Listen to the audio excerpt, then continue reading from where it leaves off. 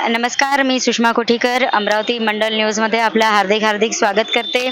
आपल्यासोबत आहेत जितूभाऊ ठाकूर आणि अमरावती लोकसभा 2024 आता खूप रंगणार आहे. आजपासून रीतसर अशा प्रचाराला सुरुवात झालेली आहे. भाऊ, अमरावतीमध्ये जवळपास 37 नामांकन जे आहे ते अंतिम झालेले आहेत. तर याच्यामधले फक्त 3च नावं चर्चेमध्ये आहेत. तर बाकीचे उमेदवार चर्चेमध्ये का नाहीत असं तुम्हाला वाटतं? नमस्कार. अमरावतीमध्ये लोकसभा मतदारसंघामध्ये 37 उमेदवार उभे आहेत. 37 पैकी तुम्ही म्हणतात की 3 उमेदवारांचेच नाव फक्त चर्चेमध्ये आहे. चर्चेमध्ये असण्याचं कारण एक आहे की जे उमेदवार निवडून येऊ शकतात, जे उमेदवार पक्षाने दिलेले आहेत, राष्ट्रीय पक्षाने दिलेले आहेत, ते उमेदवार आहेत. आणि जे बाकीचे लोक जे उभे आहेत, तर काही लोकांनी डमी उमेदवार उभे केलेले आहे की जेणेकरून वोट कटतील, काहीतरी होईल त्याच्यामधून, आपण जिंकून येऊ, असा तो प्रकार आहे. सगळेजण त्याच्यात निवडून यासाठी उभे नाही. आता तुम्ही पण प्रश्न विचारतात आहेत का 3च लोकांचे नाव तुम्ही पण घेतात, बरोबर आहे ना? तर हा जो विषय आहे अमरावती शहराचं सध्याचं राजकारण एकदम गलिच्छ राजकारण झालेलं आहे. एकदम गलिच्छ म्हटलं म्हणजे की तुम्ही जर कोणासोबत आज साधारण कोणाला भेटले तर तो तुम्हाला एकदा वेगळ्या नजरेने तुम्हाला बघतो की आपला दुश्मन आहे, तिकडे जातो. परंतु पहिले हे राजकारण असं नव्हतं. पहिले खेडीमेडीचं राजकारण होतं, दोस्त मित्रांचं राजकारण होतं. कोण कोणाचं काम करते तो त्याचा करत होता. दिवसभर काम केलं का संध्याकाळी सगळे एका जागेवर मिळायचे, भेटायचे, असं राजकारण होतं पहिले. आता ते राजकारण राहिलेलं नाही आहे. माझा प्रश्न तुम्हाला असा आहे की जेव्हा मूळ पक्षामध्ये एखाद्या उमेदवाराला तिकीट मिळत नाही, त्यावेळेला तो तिकिटाच्या लालसेपोटी किंवा पदाच्या लालसेपोटी दुसऱ्या पक्षामध्ये जातो, आपला स्वतःचा पक्ष सोडून दुसऱ्या पक्षामध्ये जातो. आणि मग कालांतराने त्या पक्षामध्ये गेल्यानंतर तो निवडून येतो, जनतेचा नेता बनतो, सगळ्या प्रकारचे सोयी सुविधा उपभोग घेतल्यानंतर पुन्हा आपल्या जुन्या पक्षामध्ये ते प्रवेश करतात. तर मग हे योग्य आहे की अयोग्य आहे?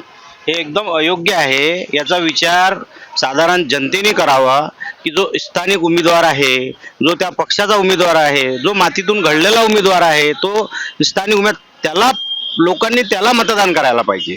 असं नाही की आज या पक्षात आहे, उद्या त्या पक्षात गेल्यानंतर त्यांना मतदान केलं तर ही जी प्रथा आहे शेवटी जनताच पाळते आहे.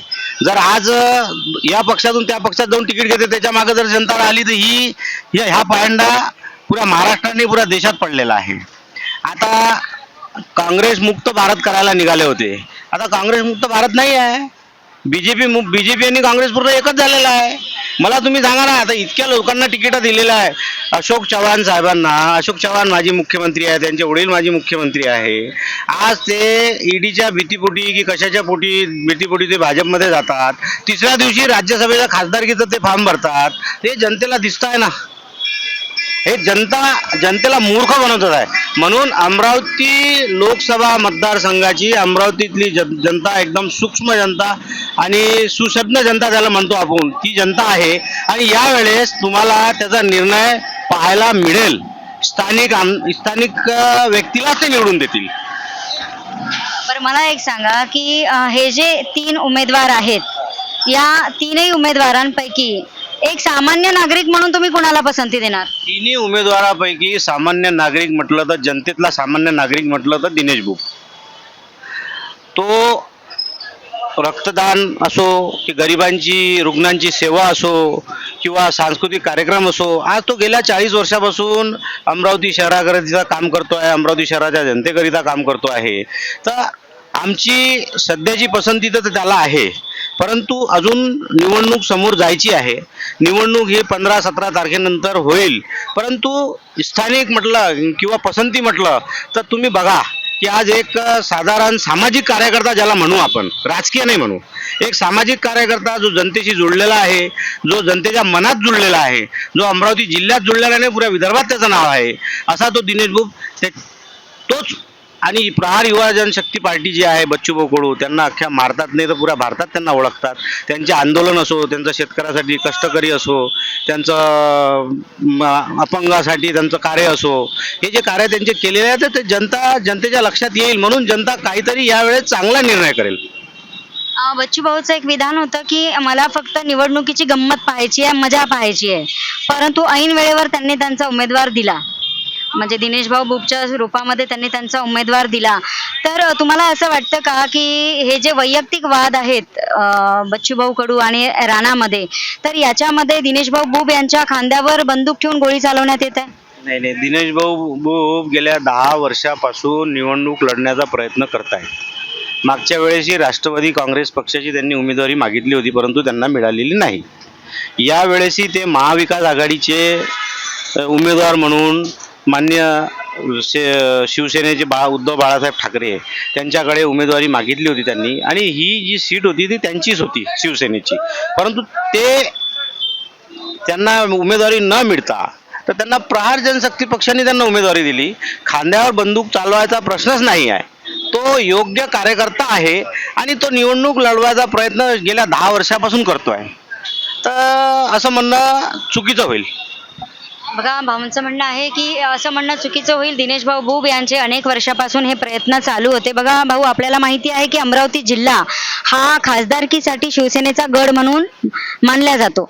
मग शिवसेनेने स्वतःचा नेता का दिला नाही? म्हणजे जिथे शिवसेनेला एक आत्मविश्वास असायला पाहिजे होता की इतके वर्ष आपण दिलेला उमेदवार इथे निवडूनच आलेला आहे. फक्त गेल्या वर्षीच नवनीत राणा ह्या अपक्ष निवडून आल्या. याच्या आधी जेवढे पण खासदार झाले अमरावतीमध्ये ते शिवसेनेचे झाले. मग शिवसेनेला अमरावतीच्या मतदारांवर विश्वास नव्हता का? नाही, शिवसेनेला अमरावतीच्या मतदारावर 100% विश्वास होता. परंतु सीट शेअरिंगमध्ये महाविकास आघाडीमध्ये अमरावती मतदारसंघ हा काँग्रेसला देण्यात आला आणि अमरावतीच्या जागेवर दुसरा मतदारसंघ शिवसेनेला देण्यात आला. तर विश्वास हा मुद्दाच नाही आहे. अमरावती शहराची शिवसेना मुळातच शिवसेना आहे. ते कोणाच्याही मागे, कोण्याही पक्षाच्या मागे गेलेले नाही आहे, कोण्याही नेत्याच्या मागे ते गेलेले नाही आहे. उद्धव बाळासाहेब ठाकरेचे जे शिवसैनिक आहे ते आजही जे आहेत तेच आहेत. पक्ष जरी फोडला, पक्षाचं चिन्ह जरी नेलं, परंतु जनता आणि कार्यकर्ते तेच आहेत. बरं, भाऊंचं म्हणणं आहे की जनता आणि कार्यकर्ते तेच आहेत. तर बाळासाहेबांची जी कट्टर शिवसेना किंवा निष्ठावान कार्यकर्ता म्हणतो आपण, तर बाळासाहेब हे प्रचंड काँग्रेस विरोधी होते. मग आता बाळासाहेबांचे तेच निष्ठावान कार्यकर्ते काँग्रेसच्या उमेदवाराला या निवडणुकीमध्ये सहाय्य करतील का? बघा, कसं आहे की दोन पक्षाच्या भूमिका वेगवेगळ्या असू शकतात, विरोध वेगवेगळा असू शकतो, परंतु कालांतराने एका जागेवरून बसतो. मी तुम्हाला आताच सांगितलं की राजकीय पक्ष आहे, सकाळी काय होईल संध्याकाळी काय होईल.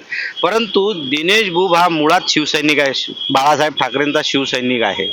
आणि आमचा सगळ्यांचा जनतेचा असा विश्वास आहे की त्याला अमरावतीकर जनता सुदाम काकासारखं डोक्यावर घेईल शेवटच्या क्षणाला, आणि त्याला शिवसेनेचेही मतं पडतील, त्याला काँग्रेसचेही पडतील, त्याला भाजपचेही पडतील, त्याला RPIचेही पडतील. आणि युवा प्रहार शक्तीचा तर काही विषयच नाही राहिला बच्चू भाऊंचा. त्यांची मुळात सुरुवातच 3 लाखांना होणार आहे दिनेश बुबची. म्हणून दिनेश बुब हा आजच्या तारखेला सक्षम उमेदवार आहे आणि माझं असं प्रत्यक्षात म्हणणं आहे की दिनेश बुबच निवडून येणार आहे. भाऊंचा खूप आत्मविश्वास आहे. भाऊ, एक प्रश्न माझा असा आहे की दिनेश भाऊ बुब यांचा निवडणुकीचा प्रचार करताना एकदम संयमी भूमिका त्यांनी घेतलेली आहे, परंतु त्याच्या विरुद्ध एकदम आपल्या बच्चूभाऊ कडूंची भूमिका आहे. बच्चूभाऊ कडू आपल्या प्रत्येक भाषणामधून रवी राणावर आणि नवनीत राणांवर ताशेरे ओढत आहे. तर बच्चूभाऊंच्या या आक्रमक भूमिकेचा दिनेश भाऊ बुब यांना फटका बसू शकतो का? बच्चू भाऊ मुळातच ॲग्रेसिव्ह भूमिकेचाच नेता आहे.